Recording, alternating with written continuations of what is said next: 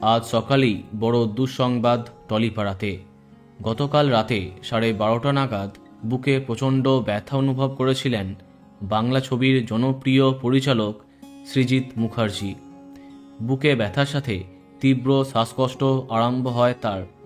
কিছু বুঝতে না পেরে তড়িঘড়ি পরিচালককে হসপিটালে ভর্তি করা হয়েছিল, যে হসপিটালে তার নতুন ছবি কিল বিল সোসাইটির শ্যুট হয়েছিল।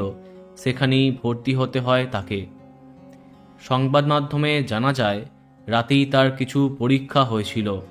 আজকে অর্থাৎ শনিবার সেই সমস্ত টেস্টের রিপোর্ট আসার কথা।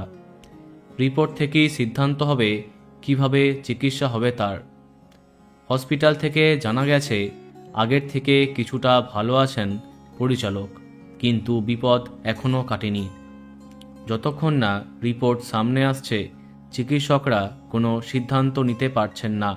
নতুন ছবির মুক্তির জন্য আজকে শনিবার সিনেমা হল ভিজিট করবার কথা ছিল, কিন্তু জানা যাচ্ছে শরীর খারাপের জেরে তা বাতিল হয়েছে। আগামী মাস থেকে আরও একটি নতুন ছবির কাজ আরম্ভ করবার কথা। এরই মাঝে সৃজিত মুখার্জির এই রকম খবরে দুশ্চিন্তার মেঘ জমেছে বাংলা বিনোদনের জগতে। আমরা আশা করছি আপনি দ্রুত সুস্থ হয়ে উঠবেন। বন্ধুরা, ভিডিওটি এইটুকুই। বাংলা বিনোদনের অন্যান্য আরও খবর পেতে সাবস্ক্রাইব কারেন্ট বস। ধন্যবাদ।